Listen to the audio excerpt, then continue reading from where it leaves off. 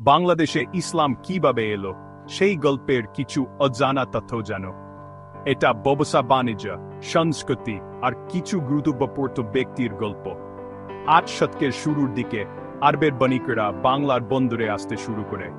এই বণিকেরা শুধু পণ্যই আনে নাই, তারা ইসলামের কাহিনীও আমাদের দেশে ছড়িয়ে দেয়। এবার আসি একজন গুরুত্বপূর্ণ ব্যক্তির কথায়। তিনি হলেন শাহজালাল, একজন সুফি সাধক। ৭ শতকে তিনি সিলেটে ইসলামের শিক্ষা প্রচার করেন। তার প্রভাবে হাজার হাজার মানুষ ইসলাম ধর্ম গ্রহণ করে।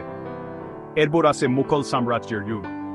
মুঘলরা তাদের বিশাল সাম্রাজ্য আর ইসলামী শাসন ব্যবস্থার মাধ্যমে বাংলায় ইসলামকে আরও সুসংহত করে। তারা মসজিদ, মাদ্রাসা বানায় এবং শিক্ষার বাতাবরণ তৈরি করে।